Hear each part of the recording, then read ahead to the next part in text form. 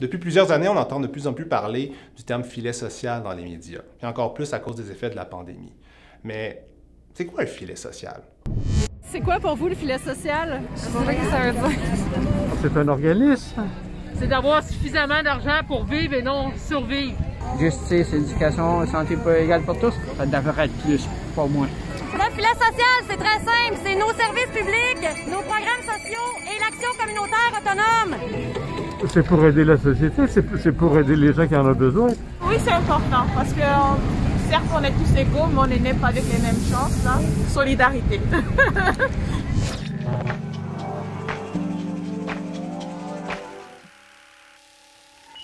Le filet social, en fait, c'est tout ce qui est mis en place par l'État, mais aussi par les organismes communautaires autonomes pour s'assurer d'avoir une société qui soit le plus juste possible, que tout le monde, peu importe leur chance, puisse participer à la société, vivre dignement, vivre en santé.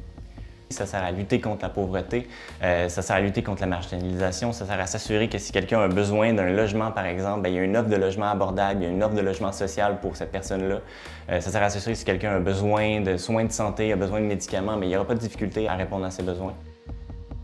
Dans un contexte aussi d'une société où on a une économie où les salariés souvent sont à la merci des entreprises, les gens sont exclus du marché du travail et pour faire face finalement à l'arbitraire un peu d'une économie qui est souvent dictée par les intérêts des entreprises, bien, on a aussi mis en place ces espèces de garde-fous pour s'assurer que personne tombe dans l'indigence simplement parce que il tombe malade, tombe enceinte. Donc voilà, c'est un ensemble de mécanismes et d'institutions dans notre société, le filet social.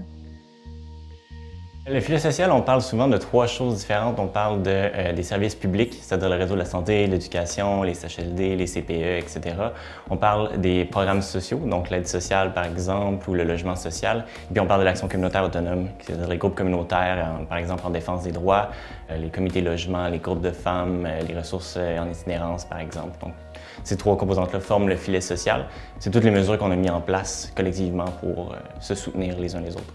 En fait, le rôle de l'État et le rôle des organismes communautaires sont complémentaires. Le rôle de l'État, c'est de s'occuper de la santé de sa population et le rôle des organismes, dans le fond, c'est de défendre les droits de la population et d'offrir un soutien et de porter la voix des personnes les plus marginalisées qui n'auraient pas de voix autrement.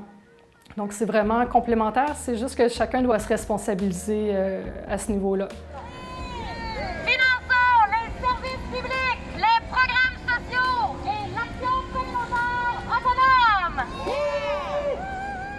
Quand le gouvernement ne finance pas suffisamment les services publics et les programmes sociaux, ce qui arrive, c'est que, un peu ce qu'il fait, c'est qu'il va pelleter ses responsabilités par en avant, puis envoyer ces problématiques-là dans la cour des organismes communautaires et que c'est pas leur travail de régler les problèmes de la société. Leur travail, c'est d'aider les gens directement.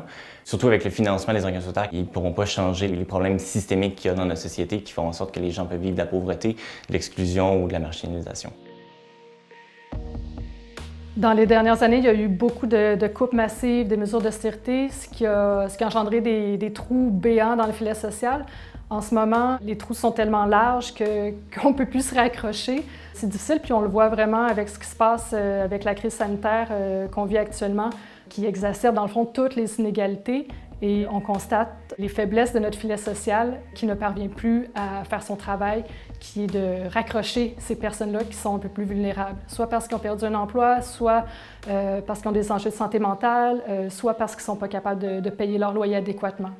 L'enjeu, il est politique, hein? C'est-à-dire que où débute l'État social, où il se termine, ça relève de choix qui évoluent encore une fois en fonction du contexte culturel, social, économique, du contexte idéologique aussi beaucoup dans lequel on est. On voit cette tendance des États, des gouvernements à se désengager d'un certain nombre de missions sociales.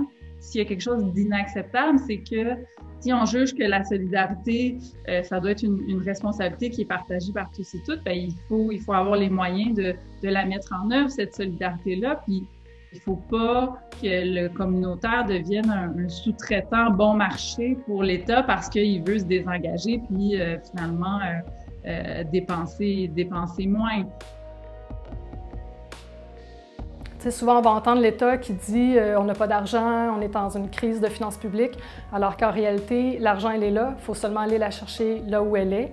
Il y a la Coalition Main Rouge, par exemple, qui propose 19 solutions fiscales pour aller rechercher l'argent d'une façon plus juste et équitable. On parle, par exemple, de réajuster les paliers d'imposition, de taxer le capital, de lutter contre l'évasion fiscale. Donc, c'est très concret.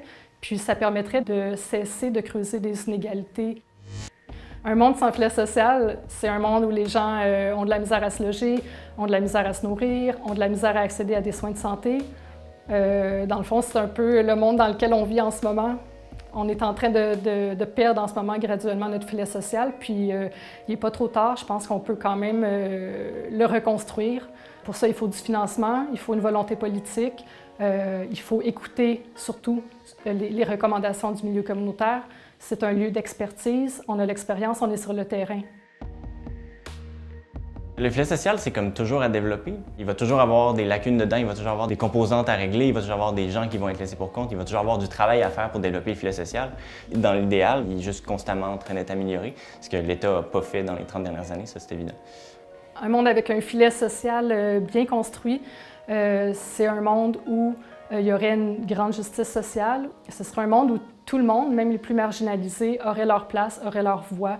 Un monde où tout le monde, sans exception, pourrait participer à la vie citoyenne.